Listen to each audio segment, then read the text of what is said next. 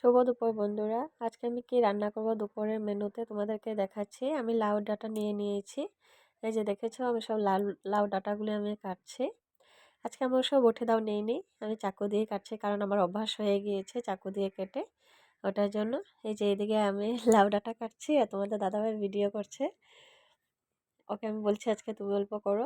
আর এদিকে আমি মাছ ধুয়ে নিয়ে হলুদ লবণ মাখিয়ে নিয়েছি, টমেটো কেটে ধুয়ে রেডি করেছি, পেঁয়াজ কেটেছি, আবার একটা গোটা পেঁয়াজ আমি গ্রেট করেছি। দুই দিকে দুটা কড়াই বসিয়ে দিয়েছি। দেখো, এদিকে চারটা আমি শুকনো লঙ্কা নিয়েছি, ভেজে রেখেছি। এটা আমি তোমাদেরকে লাস্টে দেখাবো যে আমি কী করব।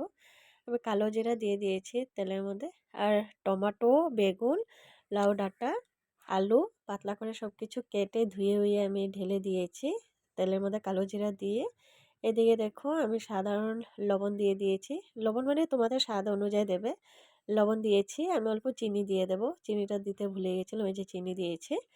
দিয়ে আমি 5 মিনিট সাঁতলিয়ে নেব, ঢেকে রাখবো। 5 মিনিট ঢেকে রাখবো। এদিকে আমার কড়াই গরম হয়ে গিয়েছে, মাছগুলি আমি ঢেলে দেবো। সব মাছগুলি আমি ভেজে নামিয়ে নিব। এদিকে দেখো বন্ধুরা, আমার সব কিছু হয়ে গিয়েছে, পুরো বয়েল হয়ে গিয়েছে। হলুদ আর জিরা দিয়ে দেব স্বাদ অনুযায়ী, বেশি দিব না, নাহলে সেন্ট আসবে। এদিকে হলুদ আর জিরা দিয়ে দিয়েছি বন্ধুরা, বয়লিং হয়ে গিয়েছে। এদিকে আমার সব মাছগুলো ভাজা হয়ে গিয়েছে। তোমাদের কাছে আমি দেখাচ্ছি যে এই যে শুকনো মরিচগুলো যে আমি ভেজেছিলাম, এগুলো সব কিছু আমি হাত দিয়ে আমি ভেঙে নিয়েছি, গুঁড়া করে নিয়েছি।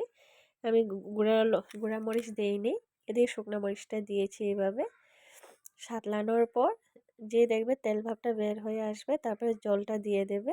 জল দেওয়ার পর আমি এই শুকনো লঙ্কা দুধটা ঢেলে দিয়েছি বন্ধুরা। 5 মিনিট সাতলানোর পর আমি নামিয়ে নেব। এখন হয়ে গিয়েছে আমার লাউ ডাঁটার। এটা তোমরা খেয়ে দেখবে বাসায়, অবশ্য ভীষণ ভালো লাগে খেতে, বিশ্বাস করো। আমাদের ঘরে তো সবাই ভালোবাসে লাউ ডাঁটার সিজন, লাউয়ের সিজন আসলেই বলবে যে তুমি এইভাবে বানিয়ে দাও। আমি এভাবে বানিয়ে ওদেরকে যখনই দিই, ওরা ভীষণ ভালো পায় খেতে। তোমরা এইভাবে বানিয়ে খেয়ে দেখবে ঘরে, ভালো লাগে। গুঁড়ামরিচ দেবেন অবশ্য লাউ ডাঁটা এটাতে। এদিকে আমি কড়াইতে তেল দিয়েছি, একটা গোটা পেঁয়াজ কেটে আমি ঝিঝি করে কেটে দিয়েছি তেলের মধ্যে। গোটা গোটা পেঁয়াজ গ্রেট করে, টমেটো কেটে, হলুদ মরিচ জিরা লবণ দিয়ে দিয়েছি। এদিকে আমার সাতলানো হয়ে যাবে 5 মিনিট পর। যতক্ষণ নাকি তেল ভাবটা বের হয়ে না আসে আমি সাতলাতে থাকবো।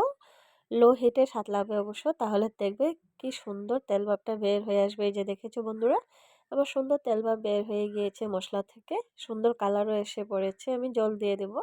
জলটা অবশ্য তোমাদের স্বাদ অনুযায়ী দেবে, যে একদম ঘন করে বানাবে নাকি ঝুল দেবে। আমার তো এমনই ভালো লাগে, আমি বেশি ঝুল ভালোবাসি না। তাই এদিকে মাছগুলো আমি ঢেলে দেব, দিয়ে আমি 5 মিনিট সাতলাবো এটাকে।